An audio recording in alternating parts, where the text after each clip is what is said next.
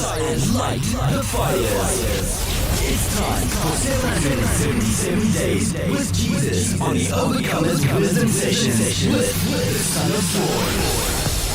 You are a new creation, a new species, called out of the hopeless darkness of depression to a life of purpose. It is time to hope again. And then I hear you say, remember to comment, like, share, subscribe, partner, and engage during our wisdom sessions. We love interacting with you, and our teams are always available to pray for you and answer your questions.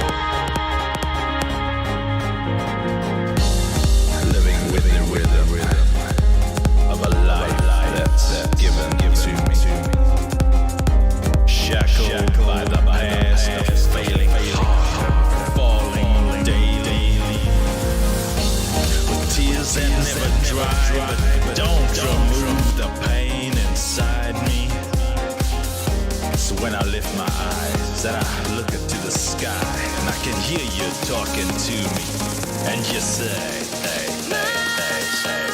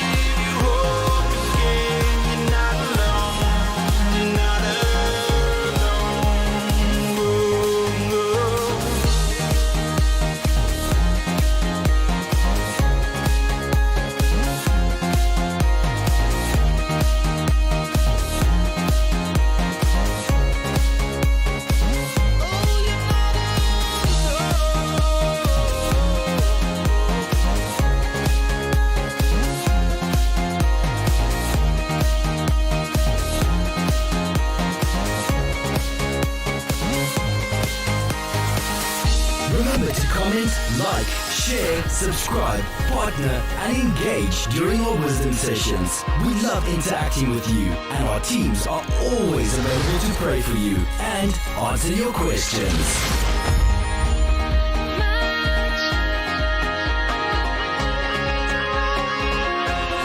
777 days with Jesus on the Overcomers Wisdom Sessions with the Son of Joy. 777 days with Jesus on the Overcomers Wisdom Sessions with the Son of Joy. I suffered from crippling depression for more than 15 years.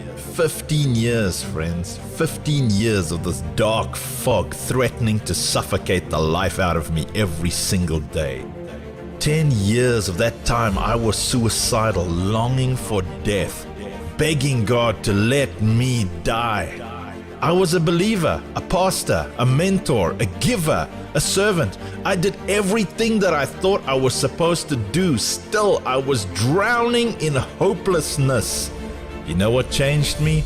The words of Jesus.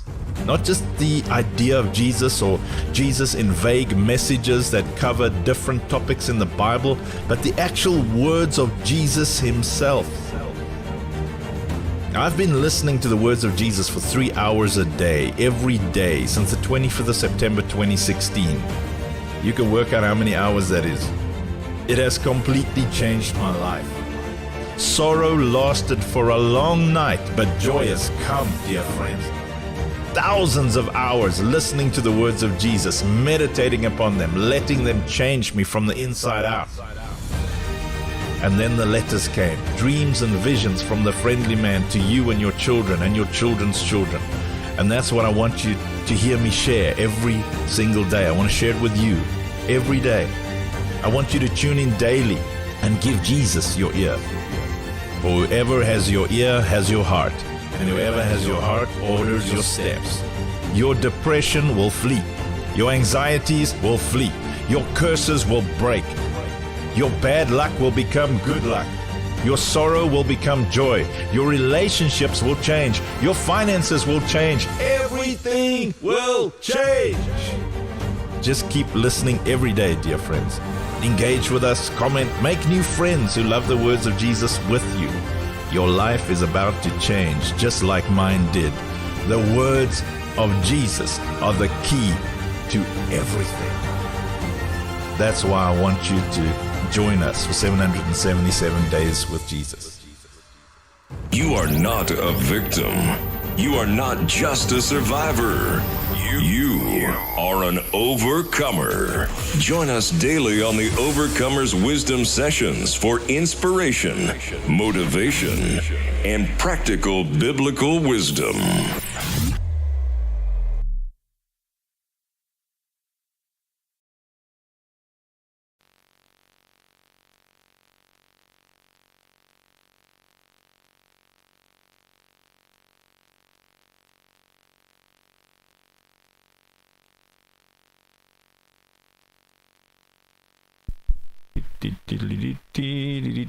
Yay! Sorry. There's a whole lot of things I have to switch on now because of the worship. And then I'm like, this isn't working, that isn't working. Who am I? So Charisse and Gunther and I have been having an interesting discussion before we get into today's letter. Maybe some of you can weigh in about one of the toughest things that I've seen in marriages is the effect of, when a ladies don't control their tone of voice, when they I know it's a lot with men, but all the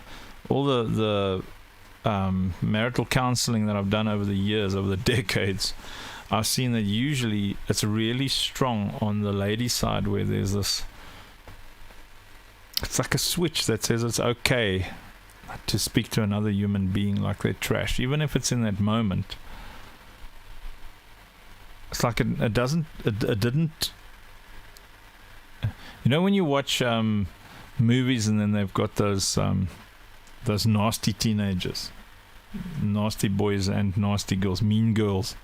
It's like something in the spirit didn't evolve or didn't change. And Charisse was saying it's like the enemy really knows that the woman has such power to set the atmosphere that the enemy really goes for you, for the specifically for the lady, and I'm keen to hear from you, godly ladies here, what you think it is, and do you struggle with keeping your tone of voice? So I know a lot of men that are like that, but a lot more ladies, and I understand chemicals are involved. I understand that everything from menopause to pregnancy, to none of those things are easy. But even outside of those things, it's really an interesting thing that I've been praying about. It's like, Lord, how do we teach our people to be awesome to each other, to be kind to each other? How do we shift our people that we disciple to having the fruit of the Spirit? How do we do it? Because I've counseled so many people, so many men specifically, many men who were literally suicidal because of their wives. And when you ask them, well, what's the main thing? Well, I can't handle being spoken to like that. And then they get told that they're weak.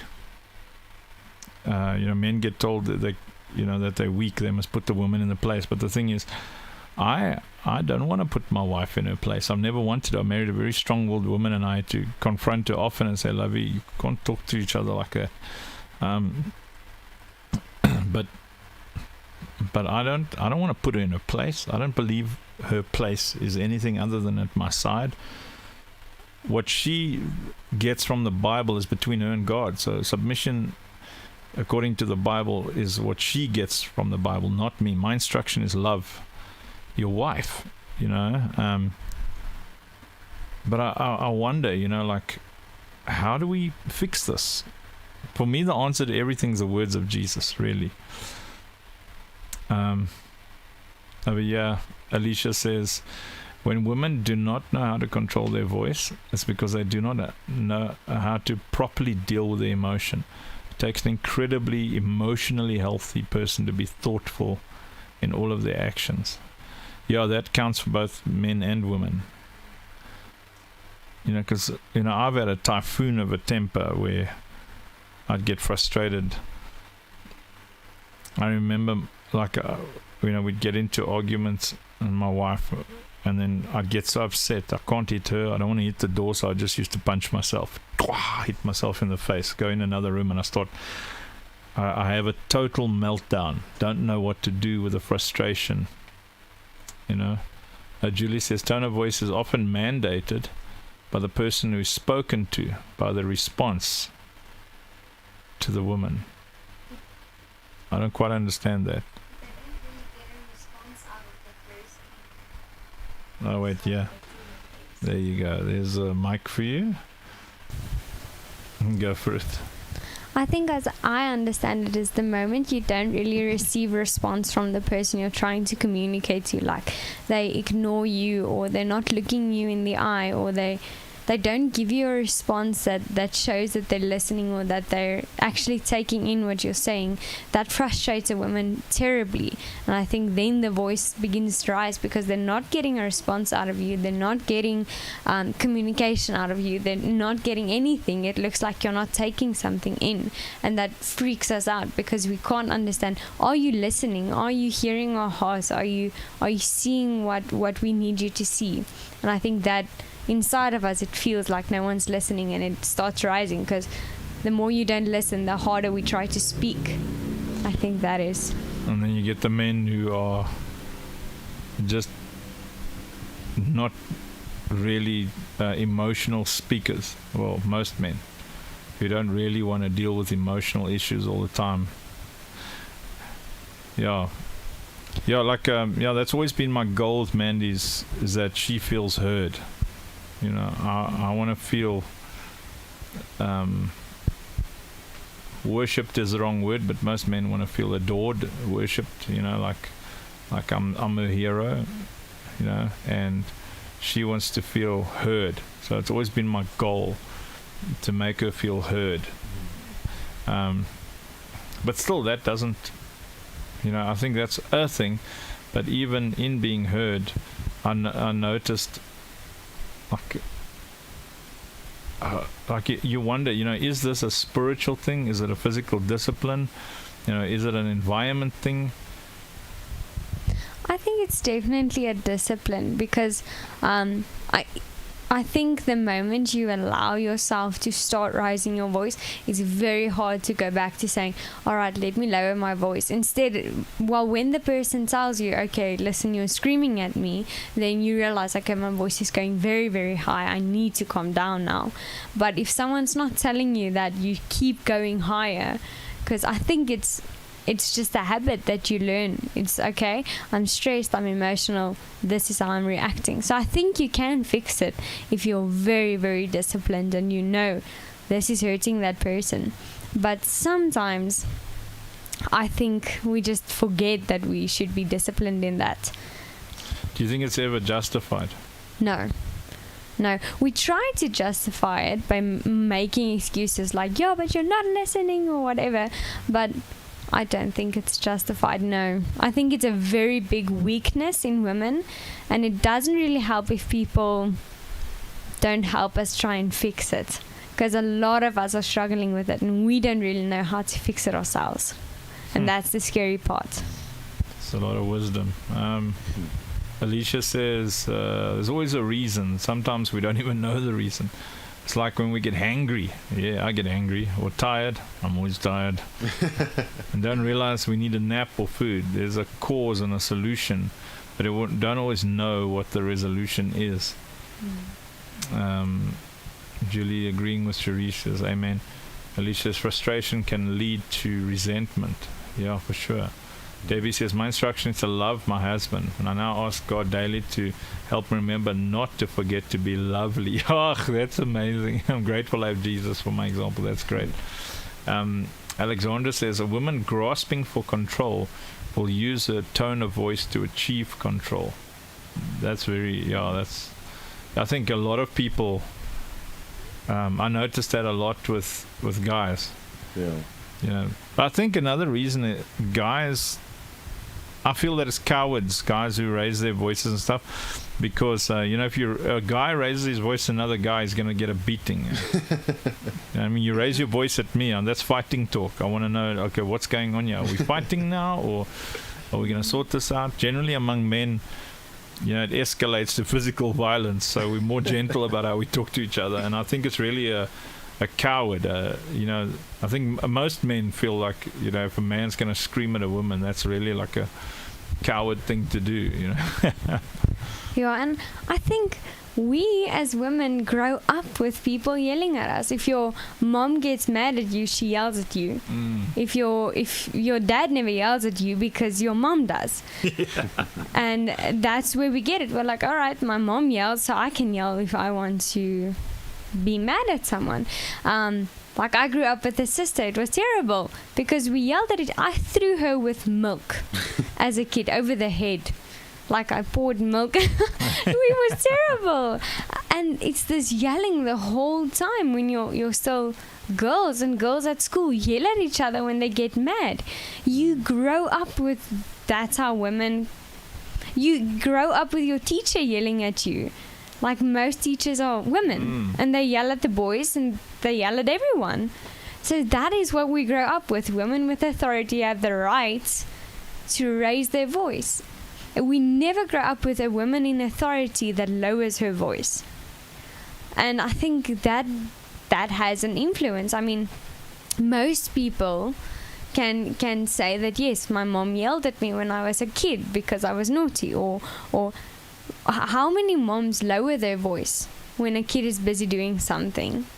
And not many, because you're responding in the moment. How many teachers lower their voice when they're trying to speak to you when you did something wrong? So I think we grow up with seeing women raising their voice the whole time. So we start thinking it's fine, and then you go into Christian and it's like, no, it's not fine. But how do you tell your mom she can't yell at you anymore? Like, how do you do that? I think that is we don't know how to control it because it was programmed into us, and now we're not allowed to be that. That is a profound revelation. I wasn't actually going to mention this, but I mean, it's been a few weeks, but it's been on my mind. I was counseling a person in very high authority in Northern Africa, very, very high authority in government, North Africa, over Skype, and he took his own life while I was speaking to him. And and he said he no matter where he went, he was in war. He said he just had a fight with his wife and he's done. He's tired of being spoken to like this, and and then he shot himself while he was talking to me on Skype, and like, I thought, is it unfair to think that because in his culture, because I felt okay to release it because I just saw a comment by Val that says, can be cultural. Some warm-blooded cultures make allowances for it, and he's definitely in a warm-blooded culture where the ladies are known for biting and scratching, and I'm thinking, imagine a miracle, the miracle that could be released if somehow we figured out some way for men to be men and women to be women. You know, instead of these animals that the devil has programmed us to become, these nasty animals. Because last week I was really plagued by the gender-based violence against women in Africa, really South Africa. And you know, I delve deeper and I see that there's a trigger culture where the men don't feel manly, and this in no way justifies that you shouldn't. Because you know, I tell the men, it doesn't matter what a woman says to you, don't scream at her, you don't hit her. You know, like, our job is to love them. But now on the other side, you've got this trigger, this thing in a culture where men are authorized by their parents and tribal leaders and even governmental authorities to beat a woman, and then the woman in that environment is still triggering and endangering herself. Then you think there must be some kind of demonic program that's even overriding your self-preservation instinct. Sure. Where the programming is so strong, because that man's demonic programming has overridden his ability to protect. You know, because you know what you have to override to beat a woman.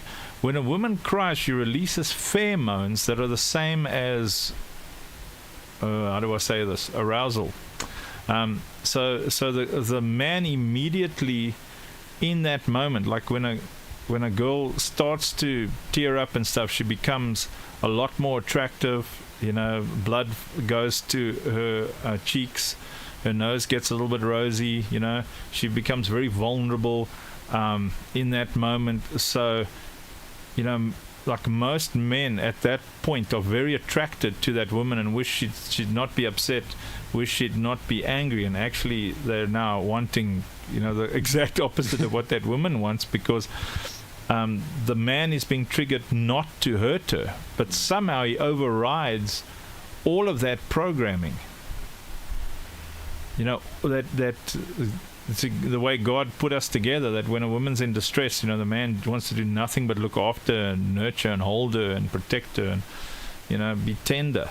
But he overrides it in the same way that demonic programming is so inherent that a woman will override, I'm not saying all, I'm saying a woman will override her self-preservation instinct, knowing that she's in a culture where that guy can beat her to death, and the rest of the culture will say, well, she deserved it. So, and still continue to trigger that. So I don't know, you guys are welcome to share thoughts on that. I'm going to read some more comments here. Julie says, timing is everything when trying to speak to a man. This is true. I think timing is everything when we try to speak to anyone. I mean, you know, with my lack of sleep and my busy schedule, you know, like, I don't know if there is a good time to speak to me about anything. You know, I just operate self-control. But anyway, then Debbie says, the best good seed I got here from Overcomers is never plant emotional seeds. Try as best as I'm able to only plant good seeds. I realized I cried a lot for a season. Wow. Angeline says, good morning, Alicia and Overcomers. Good morning, Angeline. Alicia says, good morning, Angeline. Okay, I'm just reading all the comments now.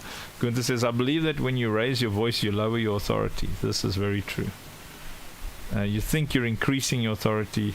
You know, going back to, who was it who said that, Alexandra, she said, a woman grasping for control uses her tone of voice to achieve control. And I think you achieve temporarily control in that moment, but you lose long-term authority. Debbie agreeing with Sharice, she says, so truth. When I was a child, the ladies were screaming in the streets about not wearing a bra.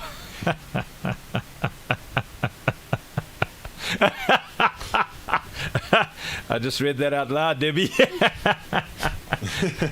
Val says, Debbie's so cool. Can you imagine in the 60s running around? 60s, 70s, 80s. I still don't wear a bra, Debbie. So Val says, I don't mean that you were young in the 60s, Debbie. What I mean is that hippie flower chick I always think of that. But my mom was like that, you know. She's a real hippie chick. Val says can be spiritual. Witchcraft, where control is enforced by the partner via silent treatment, stonewalling, gaslighting, other manipulation tactics. This results in emotional abuse and therefore emotional instability and illness, which results of loss of self-control. Yeah, like this streak of narcissism is programmed into all of us. Candace says it's debilitating to a person, woman or man. It shuts a person down, and that process behavior over and over becomes a trigger. As for me, I shut down for years, lost self-worth. Yeah, I assume you're referring to when someone raises their voice or speaks to you with a horrible tone of voice. Me too, Candace. I cannot handle it. It's fighting talk. I mean, now if someone... okay, Sharice wants to say something. No, you can go on. I can't remember. Go for it. Aww. No, it's no problem. Your wisdom is we want to hear you. Yeah. Because I remember a woman of great authority once yelled at me and she said, "There's something wrong with you, girl. There's terribly wrong with you." Because I don't know what I did. I think I started crying about something that was important to me. And I think that's where sometimes women are, yes, they're targets of comments like that from a little age.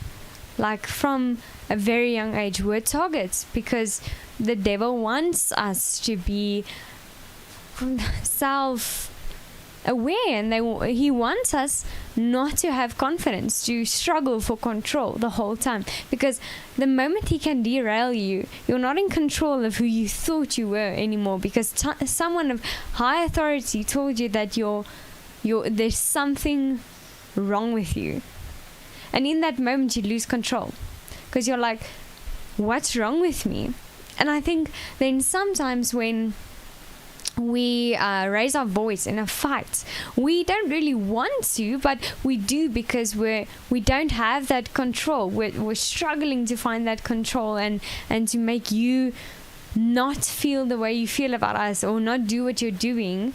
And we raise our voice, and the moment we realize what we did, usually it's only after the fight we feel unworthy again, because we start seeing those things in ourselves and we feel terrible about it again, and we start thinking about it the whole time, and the next time you're in the fight, that's all you can think about because that's what you did just now. And then after the fight you tell yourself, okay, you're not worthy again. And I think it's this terrible cycle that just repeats the whole time, because all you can think about is that one weakness you're not getting right, and everyone's seeing it. And I think sometimes it's like a deep, deep wound, like someone hurt you, or there's lots of things that happen, people yelling at you, teachers yelling at you, women of authority, maybe your mom, your sister, saying something terrible to you. You're hurting and you're bleeding on everyone else. Because there's stuff like that trigger you the moment you get rejected. Because your subconscious remembers everything. And it takes it out on that person in that moment. That's very wise. Go, Sharice, go. The results in emotional abuse, therefore emotional, because this is to what you're saying, this results in emotional abuse, therefore emotional instability and illness, which results in a loss of self-control. It is kind of an illness that takes over, because someone says to you, like a mentor of mine, Pastor Charles, I think he might have got it from the Code of Honor. He said, that's where I get that thing where emotions are all real. They might not be right or wrong. They might not be right, but they're all real. And to acknowledge that emotion, okay, I'm feeling this emotion, this is a real emotion, but just because I feel it doesn't mean it's true. And in the same way, like when like let's say Mandy's upset at me, I have to acknowledge she's feeling emotional, and I can't write off her emotion as wrong. I have to acknowledge it as real. So whether it's right or wrong is irrelevant. Right now, that's a real emotion. We've got to figure out how to deal with that particular emotion. So the correct response to any emotion is, how do I make you feel better? But it's very difficult to help someone feel better when the wrong emotion, as has become a god, a demon that is now in total control. Like a form of oppressive possession, in that moment where there's nothing you can say. They've just gone nuts for a few minutes, Yeah, because I really believe Val mentioned can be spiritual, like witchcraft. I really think that is witchcraft in action. I've watched men, they've decided they want to fight, and that's that. Hey, Gunther, you've seen that. They're like, guys, they've decided they want to fight, and it doesn't matter what's gonna happen to that other person. They want to fight. I remember at school I had to diffuse a lot of fights because I just step in and the guy wants to fight someone else. I say, well, that guy doesn't want to fight, so what you're doing now is assault. Yeah, what you gonna do? Then I just flat hand him, and then I say, okay, now you and I are gonna fight, and then they don't want to fight anymore because I'm not that short guy. I'm athletic and I'm tall and skinny and confident, and now they don't want to pick on that guy. I think it's kind of maybe it's like bullying. Is it a form of bullying when we tone of voice each other? Maybe. Yeah. Huh? I think so. Because, you feel bullied by your teacher when she yells at you, don't you? Because then you go tell your mom that teacher is yelling at you and your mom freaks out. It's like, what? Who's yelling at you? So I think that's what God's doing. Someone yells at us like, what are you doing? Yes. I think because we're his children, and sometimes people in authority yell at us, and then he's like, what are you doing, man? I shouted that at someone a year or two ago when someone just attacked one of our people, and I was like, what are you doing? That's exactly what I was shouting at the guy. and that's the father heart kicking in. It's because you feel bullied when someone yells at you, especially if you're still a kid and a teacher yells at you. I don't remember what the teacher yelled, but I remember she yelled at me. And I think that is it is a form of bullying. But when you said that men, the moment women start crying, they want to comfort them, I don't think that's with every man though, because some men start seeing that woman as weak the moment she starts crying. Well, that's what I'm saying. Those are the men I'm talking about. They're overriding a natural programmed instinct, because that's what the demonic programming is. It's like we're out of whack. We're not being who we should be. We become bullies, we become nasty. Because think about it, bullying is when someone can't do anything about what you're doing to them. And case in point, I'm 6 foot tall. Mandy's like, I don't know what Mandy is, 5 foot something, I guess. She's a lot shorter than I am. One punch and she's in hospital. I can't respond in any way. All I can do is either, my options are compartmentalized, because I'll leave the room, I'm in worse trouble. I praise God that part of our marriage is over. Like we got a very healthy marriage now, but I remember thinking, I can't punch this woman, I can't leave the room, I'm trapped here, I just want to die. Those are my thought processes. She doesn't want to stop. It's just going on and on and on and on and on. And that was what I heard from a lot of men when ladies were like talking to them, But let me read some more of the comments here. Like Alicia says, wait. Julie says, son of joy, you're the exception on control. I don't know. I thank you for your perception. I don't know. How am I doing on control? I don't know. I don't know. Yeah, I think you're doing an excellent job, because sometimes I see you in situations and then I'm grateful I'm not you, because I would have not reacted nearly as well as you did. And I see that often, so well done. Okay, well, thank God I got a testimony. I don't know. Sharice, you got a different point of view on that? Or haven't you really seen me in situations? No, not really. I think when I'm in the room, you act a bit different because I'm still new. Yeah, no, I haven't seen you So you haven't Angry, seen me really. do my like head shake where I'm trying to like, you can physically see me trying to control my. No, I've only seen you start laughing at how stupid people can be, and then we all laugh.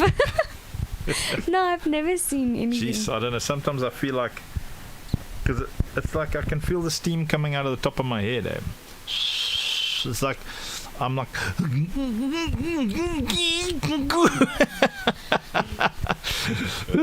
Yeah. Yeah, it's because I know what you feel like, because I feel the same way, and then I understand how much self-control it takes for you to react the way you do. I think Charisse just perceives situations with a lot more grace and more easily. Yeah. For us, like something that's minor to her, like upsets our whole day and our whole entire being, and you can only fixate on getting rid of this issue, and I have to focus on how you're not going to kill this person, and she's just like, "Oh no, man, we'll fix it next time." Yeah, and even in small situations, I've seen Gunther mess something, and then he's so upset for like 20 minutes straight because he missed this thing. And I'm just like, just clean it. Oh my word. Shelley says, oh wait, where are we now? Alicia says, I see screaming as a generational curse. Most screamers inherited from their parents, guardians, mentors. That definitely qualifies as a generational curse. It's like depression in our case, my family. Wow, what a curse. Julie says rejection in your former years can determine responses when spoken to during times of confrontation. For sure. Huh? Shelley says, how about when you realize you're not being listened to, you just recognize that and excuse yourself, then you can skip the drama. That's a very good strategy. I like that one. Well, a man would like that. That's Shelley's so funny. So Shelley, you say you're drama free. That's a great statement there. Yeah, I'd very much like to skip the drama. Oh, there's so much drama around here. In all ministry, everywhere I've been, and in office, there's just so much drama. Alicia says there are chains that need to be broken, things that need to be healed, thorns in our flesh. Absolutely. Yeah. Well, likes what Charisse has been saying. Shelley says it's definitely bullying. Shelley, we got to figure out how to call you today, Shelley. Keen to hear your thoughts on things. We aren't even getting to the letter today. I'm probably going to end up having to do 2 tomorrow. It's already 4 o'clock. Okay, but I'll do it today anyway. Maybe it'll collate somehow. Candace says, this is something I see in family, especially when you're speaking, as the words you say are being dissected. To a degree, you question your own lack of knowledge and identity in who you are. I've experienced this in the past few months with family. I leave thinking, what is happening in this family what is happening in this family dynamic? I was getting to a place where I didn't want to speak or go visit. Yeah, no, look, I mean, I've had family get up to that, then I just tell them, listen, I'm not speaking to you for 3 years, and then I just avoid them for 3 years, like literally, absolutely. Then after 3 years, I go and hang out with them again, and then they start with that nonsense. Say, listen, well, before you speak, measure whether it's 3 years or not, and if you want to lecture me about the 3-year thing, just decide whether or not it's worth 3 years. You can say anything you like. Just remember, I only respond to kindness. Consideration and kindness. It's like my wifey. There's one thing. I'm that difficult guy. If you threaten to move out, I'll fetch your suitcases for you. When you've been married for 22 years, like in the beginning of our marriage, then if you say, this thing that you did hurt me, and then the person says, well, then I'm a bad husband or I'm a bad wife, instead of just focusing on the thing that we're talking about, just throwing that old blanket, well, then you must get someone else. Then I'll say, okay, well, are you in the marriage or are you out the marriage? Because I decided I'm not owned by that person, and I don't own that person. I respect their free will. If they want to duck, they can duck. I made a covenant. I'm staying, but I won't be manipulated and I won't be threatened. And I think maybe we allow each other to bully each other too much. I think we allow certain things too much. It's like, I ask women often, the guy beats you. Why didn't you phone the cops? Why aren't the police involved here? Why aren't social services involved? What is going on? Because Dr. Phil says you teach people how to treat you. And if you allow a thing, it's going to continue. Karen Pearman says definitely a form of bullying. It is, because that person is powerless to do anything about it. Navel says it's also biblical. Genesis 3 verse 15. And I'll put enmity between you, the snake, and the woman. Satan hates woman even more and targets her all the time. Oh, that's very good. See, Sharice wants to share something. Oh, I just have a question. Yes. Yeah. Now, I was wondering, because in the Bible it says that men should love their wives, and then wives should submit under their husbands. That's kind of the thing. Yes. So when a man loves his wife, it's easy for her to submit and serve him. That's technically it's hand in hand. Yes. But if a woman doesn't feel loved, if the man isn't asking her about her heart, if he isn't making her feel love, if he isn't asking her just hearing her heart, if he isn't looking after her needs or anything like that, how can she, I don't know, how do you change that? How do you tolerate? Because it's the same as lifting the voice. Like the voice thing, you shouldn't tolerate, the man shouldn't tolerate, and you should call it out and to what it is. It's a weakness, and it should be dealt with.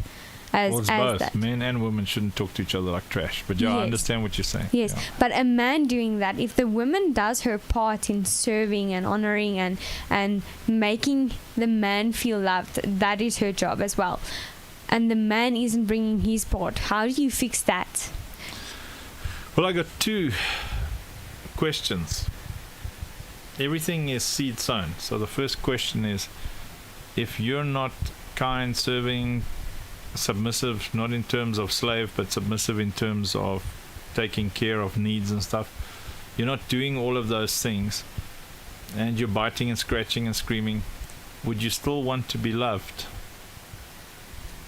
Yes. Yeah, all women want to feel loved. Yes. Yeah. So in the same way, because you still want to be loved, you still need to then serve that person, because you serving will inevitably either force what's in the darkness into the light, or and then that guy will duck and God will give you. It's like with Abigail and what is his name? David.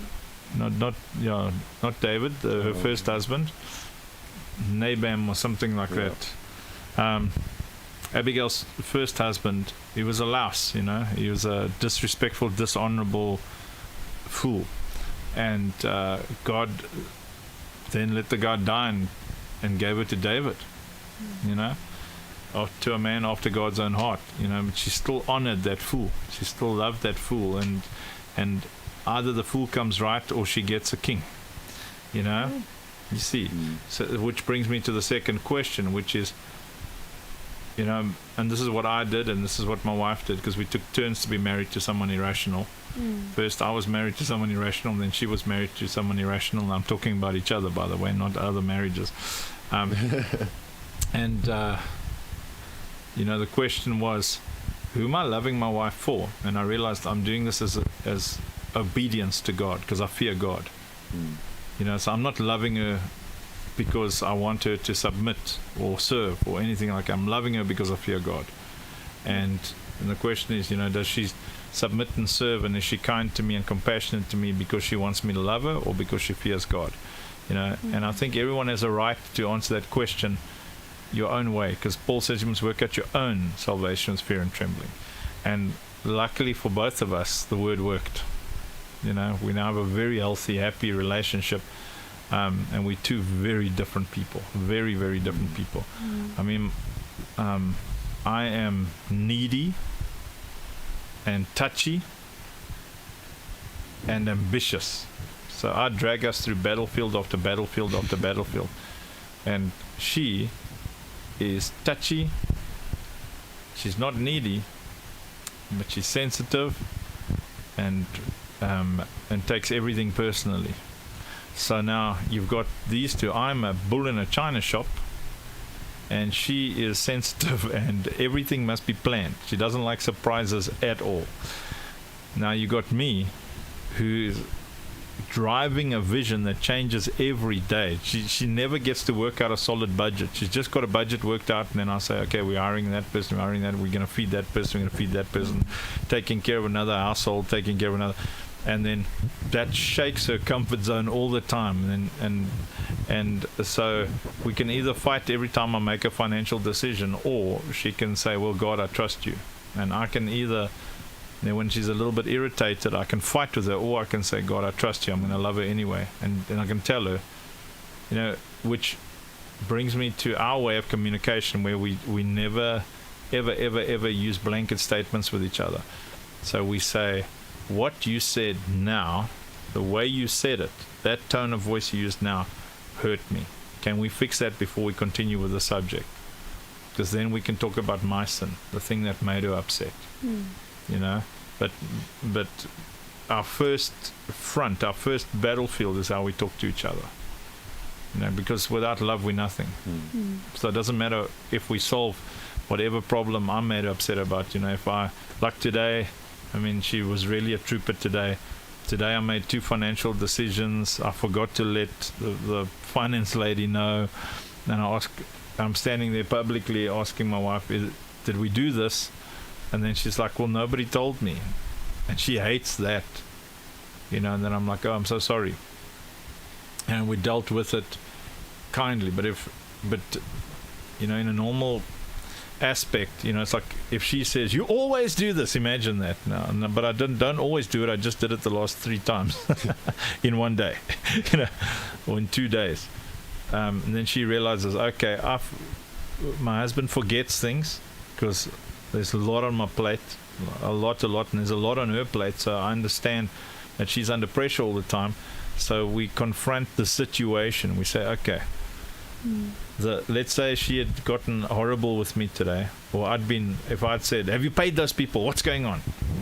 She'd say, well, now, whether I paid those people or not, we have to love each other. We've got to talk to each other in a particular way. So let's first deal with why you just spoke to me that way, and then I'll repent and say, I'm so sorry, how can I make it better? Then I make it better.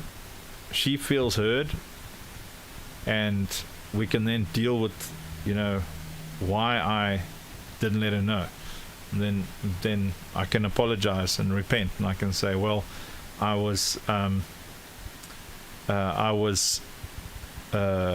flustered, because I'm always flustered, really flustered.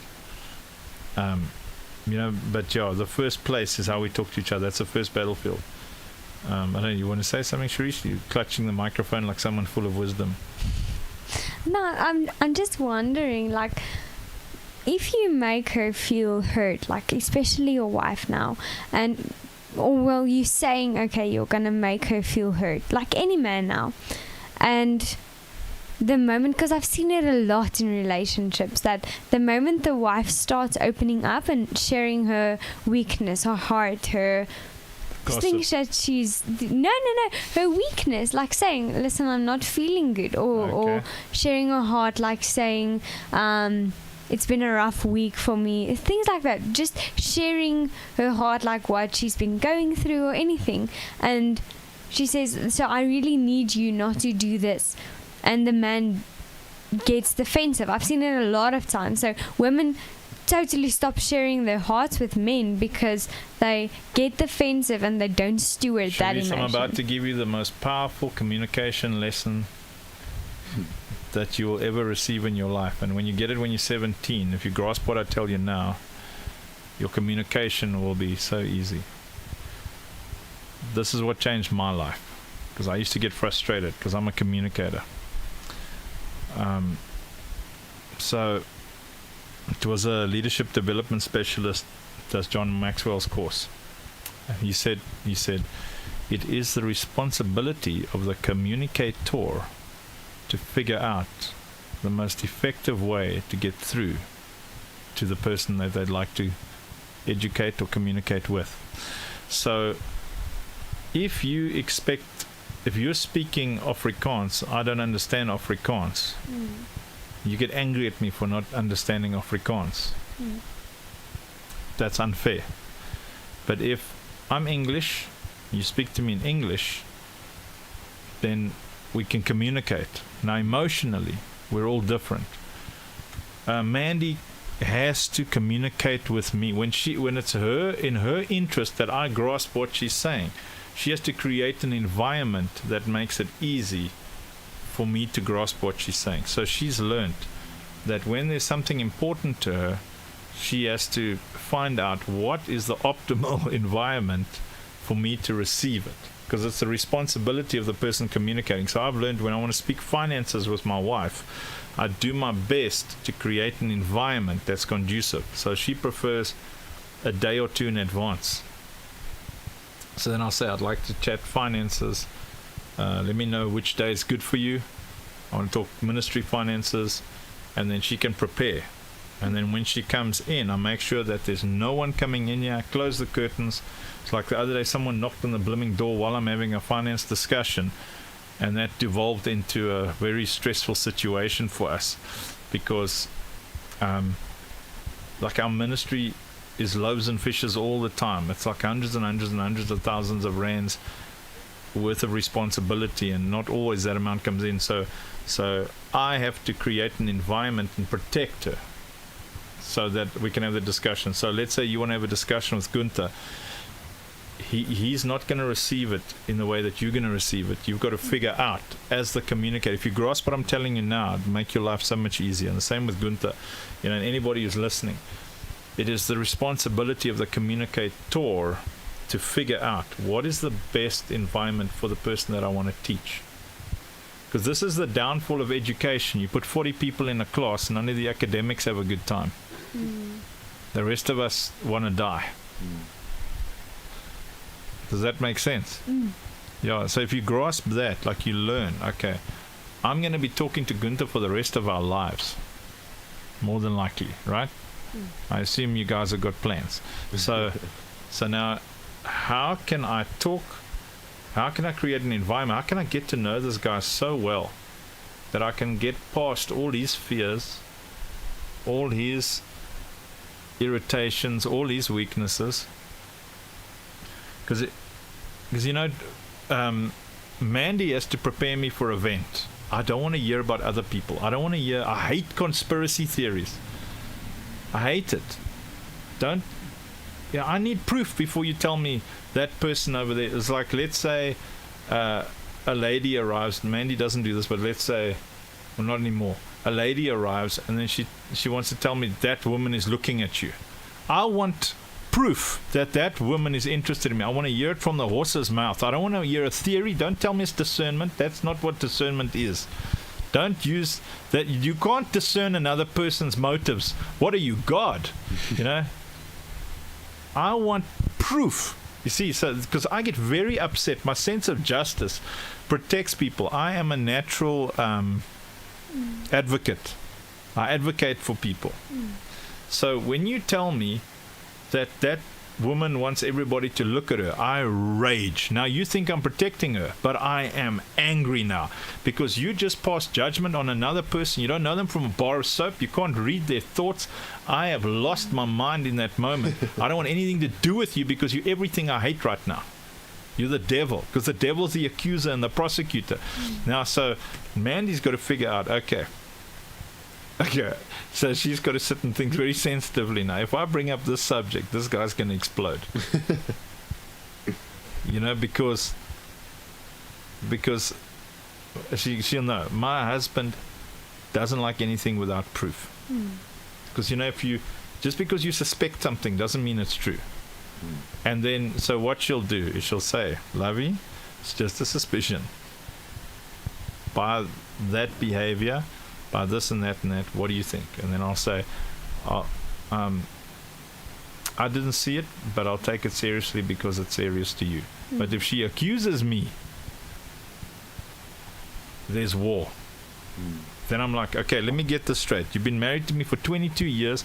I chose you. I've never cheated on anybody before you. And you're telling me that I'm a cheat. That's what you're telling me. Maybe you married the wrong man. Love always trust. If you can't trust me, you don't love me. See, that's my language. So she's got to figure out how are we going to solve this, because that's sensitive. Now, most men aren't as communicative as I am.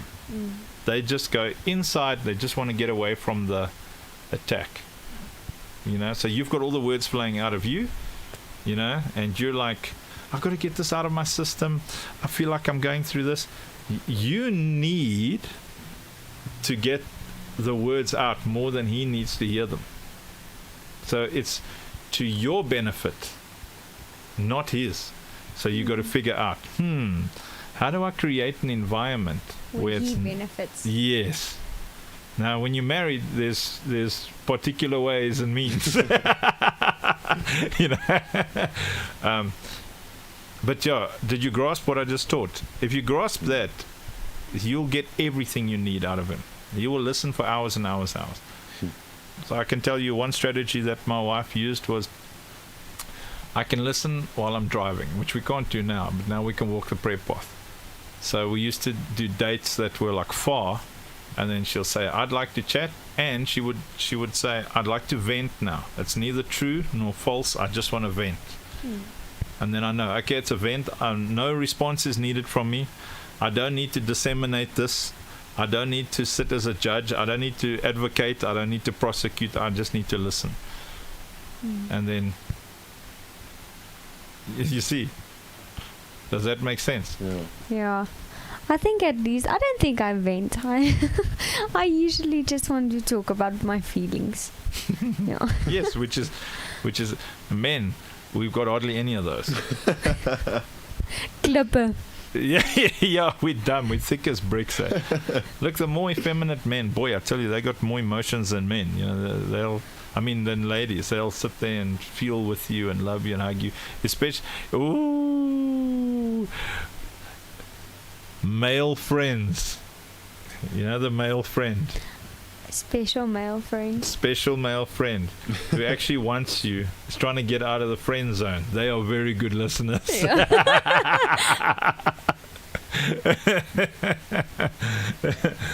But someone who's in a relationship with you, not all men like this, but most men, we are very focused on what we need to do next. And sometimes, about the nothing box now.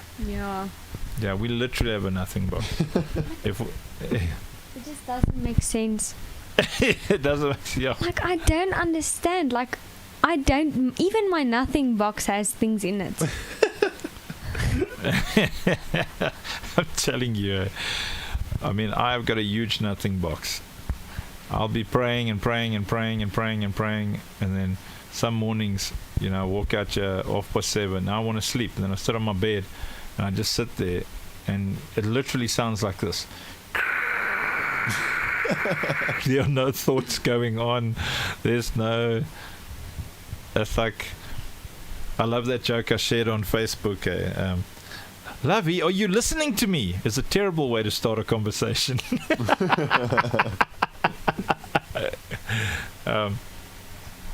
Awesome. Okay, well, let's continue. It says, Val says, while women are targeted more by Satan because of the curse, 1 Peter 3 verse 7 confirms that women are more emotional targets, making them the weaker vessel. Likewise, husbands, live with your wives in an understanding way, showing honor to the woman as the weaker vessel. Absolutely. On the other side of the coin, for men, we enjoy physical contact. Now there's exceptions to the rule, and they're exceptional. Ladies who are more excited about the intimacy than the guys are. But in general, it's like, I know that if I want to, our code word for it around the kids is Milo. Because it's marvelous what Milo can do for you. Kellogg's, I got it all this morning. So if you want Kellogg's or Milo, I know that it's in my interest. I desire to have that intimacy more than my wifey does. So that means I must create an atmosphere, or communicate with her in such a way that she's keen. Now, I've got a very awesome wife. She never said no to me in 22 years, So, but, I don't just want her to not say no. I want her to be, happy, and look forward to it. So in the same way that it's in the man's interest to create an environment where the woman is willing to give him what he needs, same way a woman needs to have that same strategy. It's like, how do I create an environment? Like Esther is such a brilliant example. The movie One Night with the King, like how she prepares that meal and everything. Because most men are not tyrants. They're all mostly just broken by the same world that programmed us all to be animals, really. Nefesh, that's our enemy. Shelley says love looks different to each person. Absolutely. Candace is agreeing with something. Val says it's the responsibility of the communicator to be understood by the recipient. Yes, it is your responsibility that the other person receives it. By setting the tone of the meeting, setting the right environment, using terminology he or she understands or prefers, bypassing emotional intellectual block. Yeah, for sure. Cherie says the person communicated to is supposed to receive something out of the person communicating to them. Make it easy and good for the person to listen to. Absolutely. Yes, I wonder if let's see how long today's instruction is. We're gonna have to do it tomorrow. Okay, I'll have to change the title. So for anybody who listened to today, we'll call it Part B. Because I think this was an important session. I don't know about you guys, but I think it was a Holy Spirit session of note. Awesome, Bell. Yeah, I don't know. Did you guys enjoy that Holy Spirit deviation today? Yeah, go for it. Gunther's got some words. Yeah, I didn't talk much because I don't like speaking above my pay grade. So I did a lot of listening today, but it was really good. Yeah, it was good. Maybe we must bring in some, anybody want to share that we can call you? I don't think we've got load shedding today, so we can push it a bit. Yeah, so I'll give it, I think it's about 1 minute delay between when we speak and when you guys hear, so we'll give it a minute for you to say, yeah, I'd like to share some thoughts, and then I'll give you a call on Facebook. Yeah, go for it, Gunther. While we wait for somebody, I don't know if I'm a difficult person, but I've got a few things that I need, and if those things aren't there, it's like I don't function at all. And to me, that's peace, and like just peace. So it doesn't matter, and this is not just like for a relationship, it's like any scenario. If there's no peace, I don't function. I don't want to be there. And whatever you're trying to achieve with me, if you don't do it in a peaceful manner, you won't succeed. I just shut down, and I even go into my nothing box, because there's peace in there. So you can be sitting right in front of me, yelling at me, and I'll try and communicate with you. But the moment I realize, okay, this is not about communication, this is about venting or trying to get revenge or trying to prove your point, and not trying to have a conversation, and then I just switch off and I go into my nothing box. And then probably eventually one day, someday, when I see, okay, we can have a mature conversation about this, I'll open up again. And I think I'm not sure, maybe that's not just me, maybe that's a lot of people out there, but that's how I work. And in that way, I don't lose my temper, I don't get angry, I don't do damage to the person who's doing damage to me as well. I think in a way it is damaging to the other person if you don't tell them, listen, I'm not going to listen or talk to you right now. I'm going into my nothing box because of the way you're approaching me. Because that person thinks that you're listening. That person thinks, and then you take nothing in. You don't learn from it, you don't repent, you don't change, and the next fight is exactly about that thing, because you didn't tell that person you're not taking it in. So they think you took it. They think, oh, all right, we talked about this, you said you changed, now we're fighting about the same thing, and you never told that person that you're not listening. Sometimes, because look, gaslighting and stuff, this is where you have to get to know your partner a lot. Because wanting the person to repent and change means that you think you're right. So that person doesn't have a leg to stand on. It's like, I don't know if it's a male thing. I can't speak for all males, but I feel like I feel myself shutting down. The triggers hit so hard that even if I want to say this is hurting, I just now be more trouble. Yeah. You know, because that person's going to feel like I don't want to listen. But fact is, I'm hurting right now so much that all I can think of in that moment is I just don't want to be here. With my default was I don't want to be alive. You know, I just want to die. I can't get away from this. It's horrible what's happening to me now, especially if it's injustice. Because I found, before I married Mandy, I had this one girlfriend who I can't even explain it, man. It's like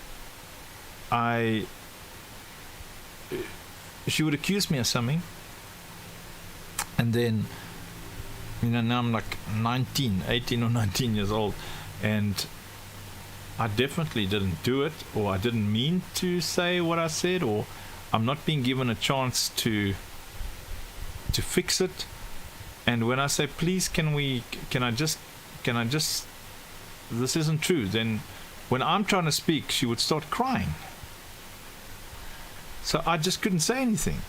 You know, so I was relieved when she cheated on me. I felt so relieved, because I think that's the thing. Both men and women, we were doing some marital counseling, and this one guy was just shouting at this woman the whole time.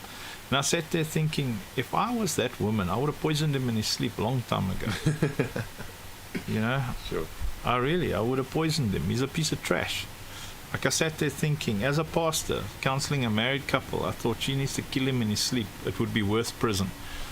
That's really the thought that was going through. He just didn't let her breathe. You know, that's why it is the responsibility of the person who's communicating. It's like if Gunther wants you to grasp something, he's got to create an environment. And that's where you have a conversation. Mandy and I have had conversations where we practice our responses to each other. So we'll actually say, you know, well, what is the best environment when you want to chat? And then she'll say, like, you won't believe it, if you want to explain something to me, I like you to draw pictures. I don't care if they're stick figures. I don't care, because I need to ask questions. I don't grasp things immediately. I'm not that guy. That's why at school was a nightmare for me, because it takes me so long to understand what people are saying. I drift. So if Cherise comes to me and says, you know, today's wisdom session, you said that women are crazy. And I'm trying to remember, did I say women are crazy? Then I have to draw a nut. Yeah. Yeah, you'd literally have to say, okay, you'd have to come first and say, listen, I'm just coming. I'm not coming to say you're a terrible person. I'm not coming to say I'm going to reject you.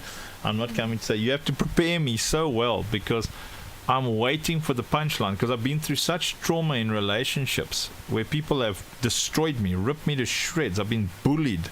So here I am, 47 years old, still a child. And you'd have to come first and say XYZ, and then like prepare me. And then I'll say, okay, well, tell me, what is it? Because now I'm getting more anxious.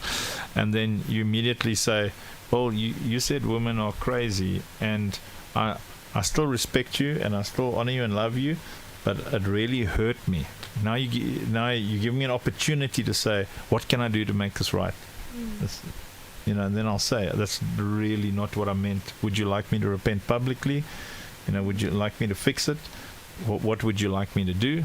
And then, I'm able to fix it. Now I feel like I've got a little bit of power over the situation. But if you come to me, you're angry, you're crying, you always do this, you're a bad person. It's like one of my foster daughters many years ago I had an argument with Mandy, and she was very protective over Mandy, and we were going to work. She was working with me, and all the way, 2 hours in traffic, she was screaming at me. My little daughter was 18 or 19 at the time, shouting, telling me I'm a bad father and I'm a bad husband, and I couldn't defend myself at all. And luckily, I think I was in my early 30s, and I was able to just understand this is a kid talking to me now. I don't have to take a kid seriously. I just have to let her vent what she thinks is real. But the wiser you get, you think, okay, when I'm going to deal with Rev, what's the best way to get my hurt healed? So with Gunther, your strategy was, what's the best way to get my hurt healed? And Gunther said, what's the best way? Because hurting Charisse is not the best way to get my hurt healed. Being harsh with her is not the best way to get my hurt healed. My objective is to get my hurt healed. Because you must go in with an objective. Yeah. That's good. There's a lot of husbands going like, yes, they're going with a sledgehammer. Don't talk to me like that. I thank God I never did that with Mandy, because I took very seriously. When I got married, I said, I'm going to be a 1 Corinthians 13 husband. I'm going to be a loving husband. And because that's the command, I fear God. And so I would say, Lovey, what in your mind? This is what I used to ask. What in your mind says it is okay for one human being to talk to another like you're talking to me right now? What has happened in there? What programming? What thing says I'm going to stick around if you talk to me like that? She says, look how nice you are to the dogs, but look at how you talk to me, And it took a long time for us to figure out how to communicate. But one thing I learned was it's so much better to go in with the objective of healing. I think why people talk to each other like that is we are the breath of God, right? So we come out of His breath. So He breathed us into life, and we were in Eden. And I think the moment the enemy has his own breath as well, because he's alive as well. Yeah, he's got fake breath. Yeah, and the moment he told Eve to do what she did, and she did, and I think that moment another breath was allowed in. Sure. And now there's two. So now you can choose through which breath you're living. Sure. And I think, and we're living in two different breaths at this moment in this world. So you have the breath of Satan that is not the breath of God, because he comes from God. God created everything, but He defiled it. Yeah. And now you have His defiled breath, and you have the breath of God, but they look the same because they come from the same source. The only different, it's the natural one, and the one is defiled. So you choose which one you use, and you don't really realize when you're switching over to the other breath. You only realize it later. And I think that is like, we choose the breath we're living in. Are you living in the breath of God, or are you living in the defiled, the fake breath? And I think that's the moment Eve went over to the defiled breath, is the moment that she chose not to be in the breath of God anymore, not to trust in the breath of God anymore. And I think now both are in this world. Yeah, that's profound. Well, I wish you luck, Charisse, and every lady listening, to overcome those strongholds on behalf of a generation that's coming behind you. Because I think it's going to be a profound battle for all of us. It was a profound battle for me not to be. I grew up in a world of slamming doors and throwing saucers and cups and screaming and shouting. My sisters and I used to go to bed with our pillows on our heads most nights. It was just so bad. Let me just read these last comments here. I think it was a very good session today. Yeah. I'll do face-to-face 38 tomorrow, I think. Letter 302. Sorry, Ria.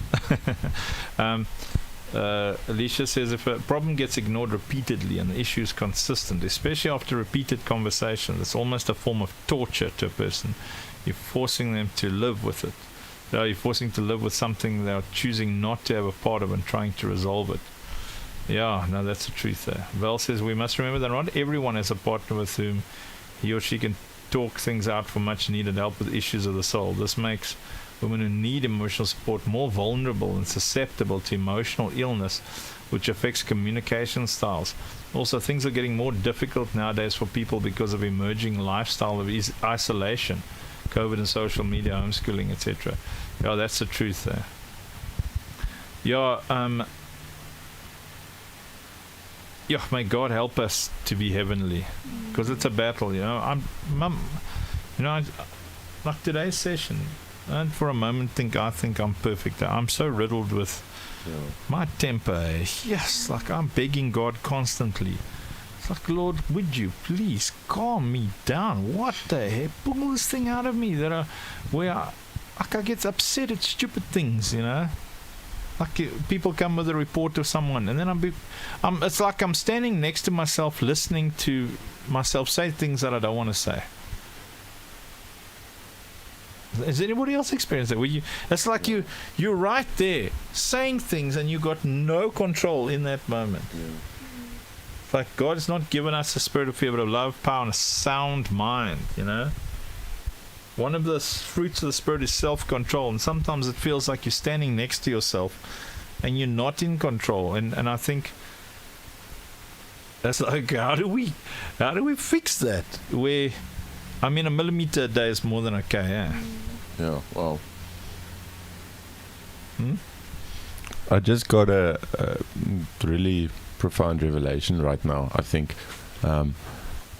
And so while Charisse was talking about the breath of God and the breath of Satan, I realized we all come from God, and when we are born into this world as babies, then we don't get to choose who's got our ear, and we don't get to choose what happens to us. And many of the things that happen to us are terrible, you know, and that causes us to treat people the way we do. It's not an excuse to let it persist, but definitely there's a reason for it most of the time. And so in a sense, our bad behavior, we are a victim to our bad behavior, if I can call it that way. So I don't want to have a victim mentality, but no, I ask the Lord, so listen, Lord, why, how does that work? Why don't we just stay up there, you know? Why must we come here and now be exposed to these things and now have this big battle to just get back to where we were in the first place? And then I remembered I had this conversation with one of my friends at university one day. So he's an engineer student, and he was going on about how genius the person who invented the internal combustion engine had to be. I mean, imagine how clever that guy had to be to work out and design that whole entire thing. Yeah, he's trying to study and learn how to understand how it works and whatever, so that maybe he can work on it, but how much less design it. And then the Lord was like, well, one day I'm going to send you to heaven, and it's good if you understand how to be heavenly and all that stuff, but how much more good would it not be if you know how to go from scratch and become a heavenly being, if you were a hellish being, if that makes sense. Yes. Because then it's like the guy who knows how to create the internal combustion engine from scratch. If something had to happen, wipe out all technology, he could do it again. But if you take most of the engineers nowadays and you tell them, okay, build an engine, and they've got nothing to work or base it on, they won't be able to do it. And in the same sense, if we had to rock up in heaven, yes, we know how to be a citizen of heaven, but we don't know how to create heaven. Sure. it's not related to what we spoke about today, but I thought it's too good not to share. Yo, that was profound there. I mean, Paul the Apostle says, the things I want to say, or the things I want to do, I don't do, and the things I don't want to do, I do. Val says, I've experienced that, where I would say something which I'm not wanting to say, as I'm standing next to myself listening in horror. Always thought there was demonic manifestation. I think that's the flesh, eh? Yeah. It's absolutely. It's like what, I like what Gunther's saying now, how, you know, like, literally becoming born again and knowing how to do it. Yeah. Yeah, on that note, yeah, so I'll change the title on Facebook and YouTube, and we'll just do letter 302 tomorrow. Yeah, I think that was a great Holy Spirit deviation today, It was.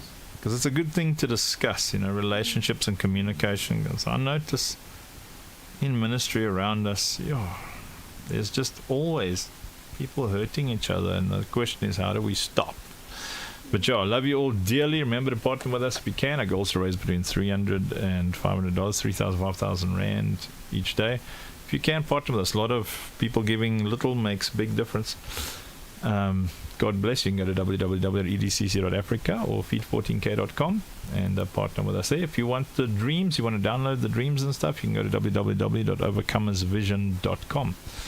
Love you all, and we love you. Jesus loves you. Have a fantastic good morning, lunch, evening, potato, dada. Bye.